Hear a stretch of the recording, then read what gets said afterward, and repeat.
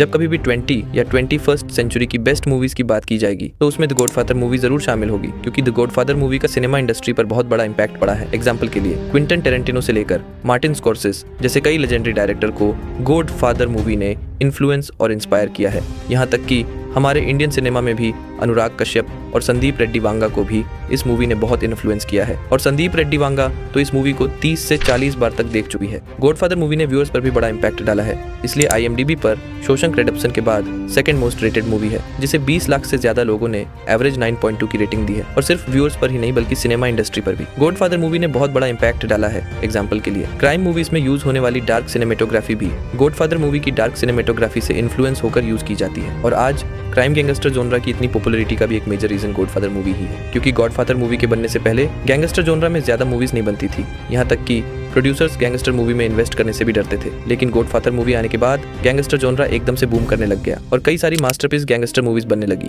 जैसे आज मार्वल और DC जैसी सुपर हीरो मूवीज का एरा चल रहा है, वैसे ही गॉडफादर मूवी के बाद गैंगस्टर जोनरा का एरा शुरू हो गया था, और उस समय गैंगस्टर जोनरा अपने पीक पर था। हालांकि लॉर्ड ऑफ द रिंग्स और द मैट्रिक्स जैसी मूवीज के आने के बाद लोगों का इंटरेस्ट फैंटेसी और साईफाई में बढ़ने लगा, लेकिन अब सवाल ये उठता है कि गॉडफादर मूवी में ऐसा क्या स्पेशल है कि गॉडफादर मूवी से पूरी सिनेमा इंडस्ट्री इतनी ज्यादा इन्फ्लुएंस हुई है। गॉडफादर मूवी के इतना स्पेशल होने के पीछे कई रीजन है, जिसे एक के बाद एक करके समझते हैं। गॉडफादर मूवी के कैरेक्टर्स किसी मूवी के कैरेक्टर्स लगने के बजाय किसी रियल लाइफ के कैरेक्टर्स लगते हैं, और ये मूवी का बहुत बड़ा प्लस पॉइंट है, क्योंकि बहुत कम ही मूवीज ऐसी होती है जिसमें मूवी के कैरेक्टर्स एकदम रियलिस्टिक फील हो।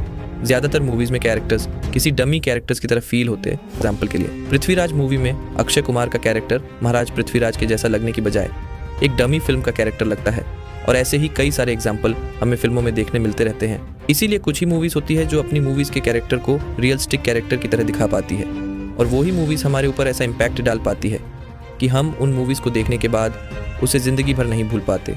और गॉडफादर मूवी में एक आध दो नहीं बल्कि ऑलमोस्ट सभी कैरेक्टर्स रियलिस्टिक फील होते हैं, और उन सभी कैरेक्टर्स का खुद का अलग स्वभाव या नेचर होता है, और इसी वजह से हर कैरेक्टर एक दूसरे से अलग लगता है। डॉन कॉर्लियोन, माइकल, टॉम और मूवी के बाकी कैरेक्टर्स में मैच्योरिटी और स्मार्टनेस को बहुत ही अच्छी तरह दिखाया गया है। डेफिनेटली इसका रीजन मूवी की माइंड ब्लोइंग राइटिंग है।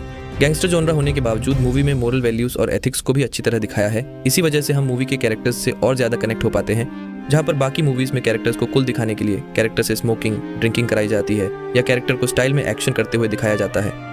लेकिन गॉडफादर मूवी में कैरेक्टर्स अपनी डिसीजन एबिलिटी, मैच्योरिटी और स्मार्टनेस की वजह से अपने आप कुल फील होते हैं। मार्वल और DC के सुपर हीरोज को भी गॉडफादर मूवी के कैरेक्टर्स से कंपेयर किया जाए तो उन सुपर हीरो के कैरेक्टर्स में भी उतनी डेप्थ, मैच्योरिटी और कॉम्प्लेक्सिटी फील नहीं होती जितनी गॉडफादर के कैरेक्टर्स में फील होती है। मेन कैरेक्टर डॉन कॉर्लियोन के बारे में बात करें तो मूवी देखते वक्त उनका कैरेक्टर हमारे दिमाग में एक अलग ही छाप छोड़ जाता है। जब कभी भी अगर वर्ल्ड सिनेमा में बेस्ट कैरेक्टर्स की बात की जाएगी तो उस लिस्ट में डॉन कॉर्लियोन का कैरेक्टर टॉप लिस्ट में तो जरूर शामिल होगा ही। और गॉडफादर मूवी को रिलीज हुए करीब 50 साल बाद भी आज की मूवीज में डॉन कॉर्लियोन जैसे कैरेक्टर देखना बहुत रेयर है।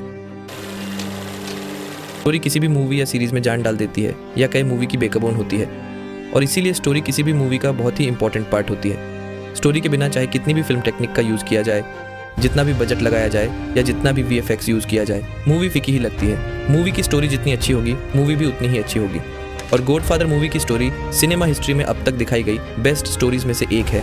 अगर वर्ल्ड की हाईएस्ट ग्रोसिंग मूवीज की लिस्ट देखें तो उसमें ज़्यादातर हैवी VFX और एक्शन वाली मूवीज़ है, जबकि द गॉडफादर मूवी की स्टोरी में ना ही बहुत ज़्यादा VFX है और नहीं ज़्यादा एक्शन है, बल्कि इस मूवी में रियलिस्टिक स्टोरी को दिखाया गया है, और ये स्टोरी उन हैवी VFX और एक्शन वाली मूवीज़ से भी ज़्यादा इम्पैक्ट डालती है। गॉडफादर मूवी की सबसे खास बात यह है कि मूवी की स्टोरी को एकदम रियलिस्टिक वे में दिखाया गया है, और स्टोरी में जो अप एंड डाउन्स आते हैं उस पर मूवी के कैरेक्टर्स जिस तरह रिएक्ट करते हैं वो इस स्टोरी को और भी इंटरेस्टिंग और एंगेजिंग बना देता है। इस कमाल की स्टोरी का रीज़न डेफिनेटली मूवी का अच्छा स्क्रीन प्ले और अच्छी राइटिंग है।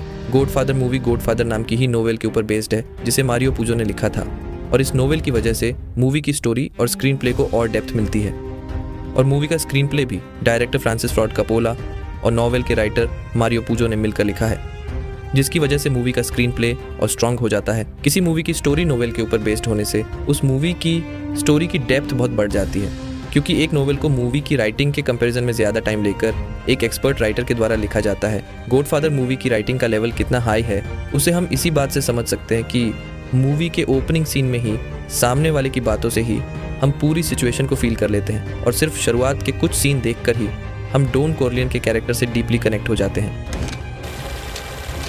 मूवी को डायरेक्ट फ्रांसिस फोर्ड कपोला ने किया था और तब उनकी एज सिर्फ 29 ईयर्स ही थी और आज भी उनकी गिनती दुनिया के ग्रेटेस्ट डायरेक्टर में की जाती है। और गॉडफादर मूवी को बनाते वक्त वो पैरामाउंट पिक्चर स्टूडियो से झगड़ भी गए थे क्योंकि पैरामाउंट स्टूडियो उनको उनके विजन के हिसाब से मूवी बनाने नहीं दे रहा था। Francis had to fight every day to get his vision on the screen. There were various people on the crew trying to take over the production. लेकिन फिर भी मूवी के डायरेक्शन की बात करें तो मूवी के कई सीन देखते वक्त लगता है कि उस समय ऐसे सीन को कैसे शूट किया होगा और स्क्रीन प्ले को जिस रियलिस्टिक वे में प्रेजेंट किया है वो दर्शाता है कि फ्रांसिस फोर्ड कपोला कितने लेजेंडरी डायरेक्टर हैं। सिनेमा में ज़्यादातर मूवीज़ को ओवर द टॉप दिखाया जाता है, मतलब उसमें बहुत सारा VFX, बहुत सारा एक्शन और उसकी स्टोरी भी एकदम ओवर द टॉप होती है। एग्जाम्पल के लिए मार्वेल या DC की मूवीज़ जिसमें सब कुछ ओवर द टॉप होता है और लोगों को भी ऐसी मूवीज़ अच्छी लगती है, तभी हाईएस्ट ग्रोसिंग मूवीज़ की लिस्ट में ज़्यादातर ऐसी मूवीज़ ही शामिल हैं। लेकिन इन सब मूवीज़ के बीच कुछ मूवीज़ ही ऐसी होती है जिसमें सब कुछ ओवर द टॉप करके दिखाने की बजाय सब कुछ एकदम रियलिस्टिक दिखाया जाता है और वो मूवीज़ हमारे ऊपर बहुत डीप इम्पैक्ट डालती है। लेकिन ऐसी कुछ ही मूवीज़ होती है जो स्टोरी को रियलिस्टिक दिखा पाती है और गॉडफादर मूवी रियलिटी को बहुत ही अच्छी तरह दिखाती है। मूवी में स्टोरी से लेकर कैरेक्टर्स तक सब कुछ रियलिस्टिक देखने मिलता है और मूवी को रियलिटी की तरह प्रेजेंट करना ही इस मूवी की सबसे बड़ी स्पेशलिटी है। ब्रैंडो और ऑल पचिनो की एक्टिंग, बॉडी लैंग्वेज और एक्सप्रेशन कैरेक्टर को और रियल बना देते हैं। इसीलिए मार्लोन ब्रैंडो को एक्टिंग के लिए ऑस्कर भी दिया गया था। इसके अलावा मूवी की डार्क सिनेमेटोग्राफी और मूवी की कॉम्प्लेक्सिटी भी मूवी को और स्पेशल बना देती है। इसमें कोई डाउट नहीं कि गॉडफादर दुनिया की बेस्ट मूवीज़ में से एक है और गॉडफादर मूवी के इतना स्पेशल होने के पीछे स्टोरी राइटिंग, मूवी के कैरेक्टर्स, डायरेक्शन जैसे कई रीजंस हैं। लेकिन राइटिंग और डायरेक्शन मेन रीज़न है गॉडफादर मूवी के इतना स्पेशल होने के पीछे।